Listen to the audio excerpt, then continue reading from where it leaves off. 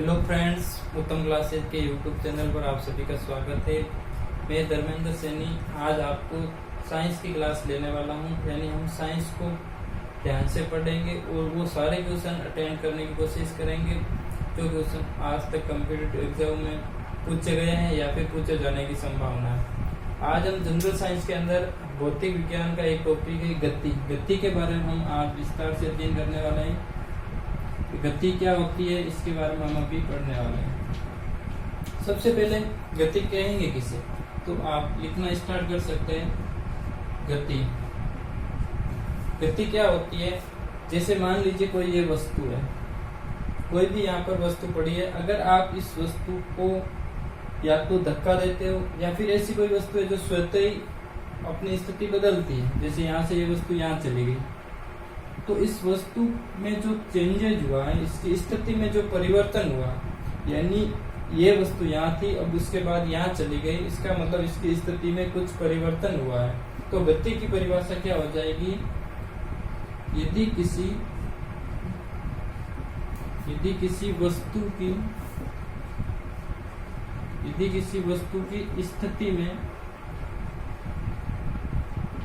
स्थिति में समय के साथ परिवर्तन होता है। अगर कोई वस्तु समय के साथ अपनी स्थिति बदलती है, चाहे कोई भी वस्तु हो, समय जैसे जैसे समय बढ़ता है वो अपनी स्थिति को चेंज करती है, बदलती है, तो उसे हम गति कहेंगे। समय के साथ अपनी स्थिति बदलती है, समय के साथ अपनी स्थिति में समय के साथ परिवर्तन होता है, समय के साथ स्थिति में समय के साथ परिवर्तन होता है।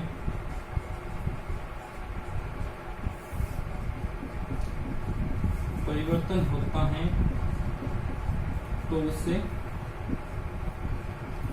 गति कहा जाता है। यानी कोई भी वस्तु है वो समय के साथ अगर अपनी स्थिति बदलती है तो उसे हम क्या कहेंगे, गति कहेंगे। और उस जो वस्तु यहाँ से यहाँ तक जा रही है उसको हम गतिशील वस्तु कहेंगे। वो जो स्थिति बदलती है समय के साथ उसको हम गतिशील वस्तु कहेंगे। और अगर हम ऐसी बात करें कि ये वस्तु गति नहीं कर रही, यानी समय के साथ इसकी स्थिति में परिवर्तन नहीं होता है, जैसे जैसे समय बढ़ता है कोई भी वस्तु यहाँ पड़ी है वो यहीं पर पड़ी रहे, तो इस वस्तु को हम कहते हैं विराम अवस्था।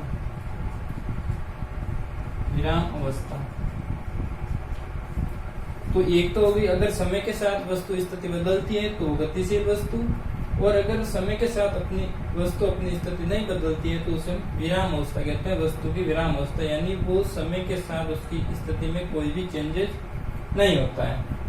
अब देखो गति कितने प्रकार की हो सकती है, तो गति की परिभाषा आपको समझ में आ गई होगी, आप इसे लिख भी सकते हो। उसके बाद हम पढ़ेंगे गति कितने प्रकार की होती है।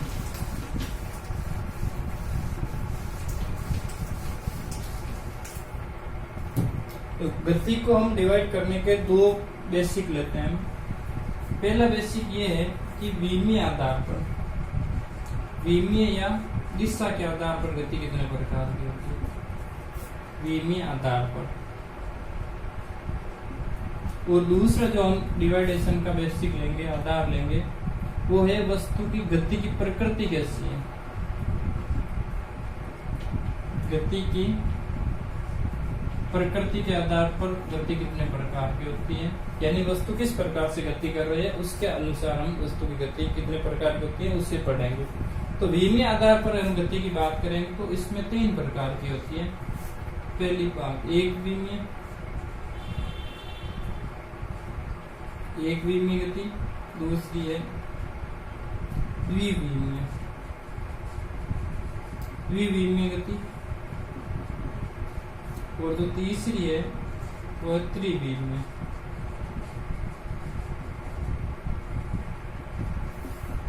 जैसे नाम से पता चल रहा हो, एक विमीय गति वो होगी जो एक विमा में गति करेगी। अब वो कैसे करेगी अभी हम डायग्राम से देखेंगे। और द्विविमीय जो 2 विमाओं में गति करेगी, त्रिविमीय जो 3 विमाओं में गति करेगी। हम इसको एक एक को पढ़ेंगे। जैसे सबसे पहले हम पढ़ते हैं एक विमीय गति को।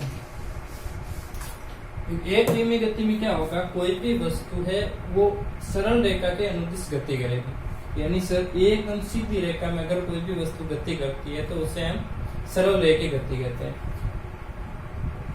तो एक विमी गति में भी सरल रेखा की गति होती है। एक विमी गति में जैसे मान लीजिए हमारे पास ये हमारा x एक्सिस है, ये y है और ये z है। अब z आपको पता ही होगा, जो यहाँ पर 3D में अगर हम बात करें तो z हमारा कुछ इस प्रकार होगा, यानी x ऊपर हो जाएगा, इधर y ऊपर हो जाएगा, इधर x हो जाएगा और ये जो z है वो इस दिशा में हो जाएगा। अब अगर हम एक विमीय गति की बात करें तो कोई भी वस्तु सिर्फ एक अक्ष के अनुरूप गति करेगी, यानी जैसे मान लीजिए वस्तु ऐसे जा रही है, ऐसे जा रही है। अगर कोई वस्तु जो इस एक ही दिशा में यानी x दिशा में ही अगर कोई वस्तु जा रही है तो इसे हम कहेंगे एक विमीय गति। ये जो हमारी कहलाएगी वो एक विमीय गति। इसका मतलब हुआ कि समय के साथ जो ये वस्तु है वो एक ही दिशा के अनुदिश जा रही है। इस दिशा में जैसे यहाँ से जा रही है तो ये यहाँ से ही जाएगी। अब जैसे जैसे समय बढ़ रहा है ये वस्तु एक ही दिशा में जा रही है, इसका मतलब ये एक विमीय गति हो गई। अब हम बात करते हैं द्विविमीय गति क्या होगी। चलिए एक विमीय गति के उदाहरण की बात करें, जैसे सीधी रेखा में रेलगाड़ी का चलना। सीधी रेखा में रेलगाड़ी का चलना, यानी जो रेलगाड़ी चलती है वो अगर सीधी एक ही दिशा में चलती है तो इसका मतलब वहां पर एक विमीय गति होती है। इसके अलावा जैसे आप अगर कोई बॉल को लुढ़काते हो तो जैसे बॉल ये लुढ़कती एकदम सीधी रेखा में जाती है तो वहां पर भी एक विमीय गति होती है। उसके बाद हम जो बात करेंगे द्विविमीय गति। द्विविमीय गति का मतलब ये है कि उसकी दिशा दो दिशा में उसकी स्थिति चेंज होगी। जैसे कोई मान लीजिए ये हमारा x है और ये y है। जैसे कोई वस्तु इस प्रकार गति कर रही है कि उसकी स्थिति x के अनुसार भी बदल रही है और y के अनुसार भी बदल रही है। इसका मतलब अगर कोई वस्तु जैसे मान लीजिए ऐसे गति कर रही है तो ये जो गति कहलाएगी वो द्विविमीय कहलाएगी, यानी इसका जो स्थिति है वो x के अनुसार भी चेंज हो रही है और y के सापेक्ष भी चेंज हो रही है। तो ये जो गति कहलाएगी वो द्विविमीय गति कहलाएगी। अब द्विविमीय गति में जरूर नहीं है कि ये दोनों बीच में चाहिए, जितना x चेंज हो उतना y भी चेंज हो। ये यहाँ से भी जा सकती है, लेकिन ये जरूरी है कि इसकी स्थिति जो है, जो यहाँ से वस्तु जा रही है, इसकी स्थिति इसके अनुसार भी चेंज होगी और इसके अनुसार भी चेंज होगी। यानी इससे भी इसकी दूरी बढ़ रही है या घट सकती है, इससे भी इसकी दूरी बढ़ रही है और इससे भी इसकी दूरी बढ़ रही है। तो इन दोनों के अनुसार इसकी स्थिति चेंज हो रही है। इसका मतलब इस गति को हम कहेंगे द्विविमीय गति। अब द्विविमीय गति के उदाहरण कौन से होते हैं? द्विविमीय गति में जैसे आप कोई बॉल फेंकते हो, जैसे ये कोई खिलाड़ी है यहाँ पर और ये यहाँ पे बॉल फेंकता है, तो बॉल कुछ इस प्रकार से गति करेगी। तो इस प्रकार से गति कर रही है, इसका मतलब अगर हम यहाँ पर x और y एक्स बनाएं तो ये जो गति है वो इस प्रकार से होगी, यानी x में भी इसका चेंजेज होगा और y में भी चेंजेज होगा। इसका मतलब हम ये कह सकते हैं ये द्विविमीय गति है। ये जो गति कहलाएगी आपकी द्विविमीय गति कहलाएगी। उसके बाद हम एक बात करते हैं, ये होगी आपकी द्विविमीय। अब हम बात करेंगे त्रिविमीय गति क्या होगी। त्रिविमीय गति का मतलब है कोई भी वस्तु इस प्रकार गति करे कि उसके तीनों निर्देशांक चेंज हो, यानी वो x दिशा में भी जानी चाहिए, y दिशा में भी जानी चाहिए और उसको z दिशा में भी कुछ बार जाना चाहिए। जैसे हम वापस बना रहे हैं इसको, जैसे हमारे पास ये y हो गया, ये x हो गया, ये y हो गया आपका, ये x हो गया और z जो हम यहाँ पे लिख रहे हैं एक्चुअल में वो z है वो यहाँ पर है। चलो यहाँ पर मैं अब जैसे कोई भी वस्तु इस प्रकार गति कर रही है कि जैसे ये हमारा z एक्सिस है और वस्तु की गति कुछ ऐसे हो रही है, जैसे यहाँ से, जैसे मैं इसे बता देता हूँ। जैसे ये कुछ इस प्रकार से जा रही है, जैसे वस्तु ये इस प्रकार से, ये हमारा z एक्सिस है और हमारा वस्तु कुछ इस प्रकार से जा रही है। अगर वस्तु इस प्रकार से जाएगी तो आपको पता होगा, जैसे वस्तु हम यहाँ पर लिखते हैं तो ये वस्तु कुछ इस प्रकार से जाएगी, जैसे ये ऐसे यहाँ से ऐसे जाएगी। तो इसका मतलब इसके वस्तु की x में भी चेंज होगा क्योंकि ये वस्तु x से भी दूर जा रही है, y से भी दूर जा रही है और z से भी दूर जा रही है, क्योंकि ऐसे ऐसे जाएगी z से भी दूर जाएगी तो इस प्रकार की जो गति कहलाएगी वो कहलाएगी त्रिविमीय गति। इस प्रकार की गति कहलाएगी त्रिविमीय गति। अब त्रिविमीय गति का उदाहरण की बात करें, जैसे कि पक्षी का उड़ना। जैसे मान लीजिए पक्षी यहाँ पर उड़ रहा है, तो पक्षी इधर जा रहा है, तो इसका मतलब यहाँ से जो हमारा जेड एक्सिस है इसके अनुदिश भी जा रहा है। जैसे यहाँ पे पक्षी उड़ रहा है, जैसे यहाँ पर भी कल्पना करो पक्षी उड़ रहा है, तो पक्षी एक्स दिशा से भी चेंज हो रहा है और वाई से भी चेंज हो रहा है और जेड से भी चेंज हो रहा है। तो ये पक्षी का उड़ना है वो एक त्रिविमीय गति का उदाहरण है। उसके बाद हम बात करेंगे दूसरे आधार पर, यानी वस्तु की गति की प्रकृति के आधार पर गति कितने प्रकार की होती है। तो ये भी 3 प्रकार की होती है। तो इसके अंदर जो पहली गति है वो है स्थानांतरित गति।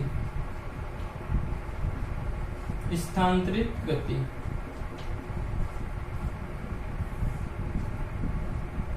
स्थानांतरित गति क्या होती है? जब कोई भी वस्तु अपनी स्थिति एक स्थान से दूसरे स्थान पर परिवर्तित करती है सीधी रेखा। जैसे यहाँ पर कोई वस्तु थी और अगर कोई वस्तु यहाँ पर चली जाती है, सीधी रेखा में अगर कोई भी वस्तु अपनी स्थिति बदलती है तो उसे हम कहेंगे स्थानांतरित गति। स्थानांतरित गति जैसे किसी टेबल पर अगर हमारे पास कोई भी डस्टर पड़ा है, तो इस डस्टर को हम धक्का देके अगर सीधे यहाँ पर पहुंचा देते हैं, तो इस प्रकार की जो गति होती है वो स्थानांतरित गति कहलाती है। उसके बाद जो दूसरी गति होती है वो होती है वर्तीय गति।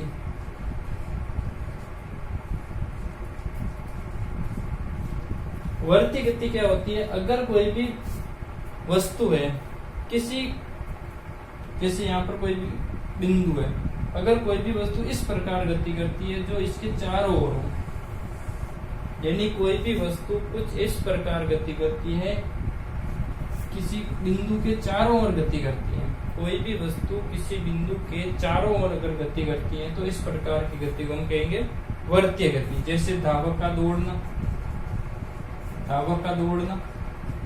जैसे धावक होता है वो इस ग्राउंड के चारों ओर ऐसे दौड़ता है, तो इस प्रकार गति को हम वर्तीय गति कहते हैं। उसके बाद दूसरी अगर उदाहरण की बात करें तो जैसे घड़ी की सुई की गति, ये भी किसका उदाहरण है? वर्तीय गति का उदाहरण है। तीसरा इसमें जो होता है वो होता है दोलन गति, या फिर इसको हम कंपन गति भी कहते हैं। दोलन गति या कंपन गति। कंपन गति या दोलन गति क्या होती है? अगर कोई भी वस्तु कुछ इस प्रकार से गति करती है कि वो एक ही बिंदु के सापेक्ष ऊपर नीचे ऐसे गति करती है, एक ही बिंदु के सापेक्ष, जैसे यहाँ पर कोई भी बिंदु है, ऐसे अगर कोई भी वस्तु गति करती है तो उस प्रकार की गति को हम कहेंगे दोलन गति। तो दोलन गति का अगर हम उदाहरण की बात करेंगे तो जैसे घड़ी का जो लोलक होता है, आपको पता होगा घड़ी का लोलक की गति, घड़ी के लोलक की गति, ये भी किसका है? दोलन गति का उदाहरण है। उसके अलावा जैसे आपने यहाँ पे झूला देखा होगा, तो झूला होता है वो भी ऐसे दोलन करता है, यानी इस बिंदु के सापेक्ष ऐसे दोलन करता है। तो इस प्रकार की गति को भी हम दोलन गति कहेंगे। तो ये जो हमारा टॉपिक था वो गति से संबंधित था। गति क्या होती है, गति कितने प्रकार की होती है, एक बार वापस रिवाइज कर लेते हैं। विमा के आधार पर 3 प्रकार की होती है, एक विमीय, द्विविमीय और त्रिविमीय। एक विमीय इसका मतलब एक ही दिश सरल रेखा में चलेगी, सीधी चलेगी, यानी एक एक्स अक्ष के अनुदिश या किसी एक अक्ष के अनुदिश चलेगी। द्विविमीय में 2 अक्षों के निर्देशांक चेंज होंगे, यानी 2 दिशाओं के सापेक्ष इनकी स्थिति परिवर्तित होगी। त्रिविमीय में 3 अक्षों के सापेक्ष स्थिति परिवर्तित होगी। उसके बाद गति की प्रकृति के आधार पर 3 प्रकार। स्थानांतरित गति, अगर कोई भी वस्तु सरल रेखा में अपनी स्थिति बदलती है तो स्थानांतरित गति। अगर कोई भी वस्तु किसी बिंदु के चारों ओर वर्ताकार पथ पर गति करती है तो उसे वर्तीय गति कहेंगे। और कोई भी वस्तु किसी बिंदु के इर्द गिर्द गति करती है, यानी ऊपर नीचे इर्द गिर्द गति करती है, तो उस प्रकार की गति को हम दोलन गति कहेंगे। उसके बाद हम अगली वीडियो में जो हम बात करने वाले हैं वो करेंगे चाल और दूरी और विस्थापन के बारे में। अगले वीडियो में हम बात करने वाले हैं दूरी और विस्थापन के बारे में। तो इसके तब तक आप इसको एक बार रिवाइज करके देख सकते हो, वापस लिख भी सकते हो। तब तक के लिए धन्यवाद।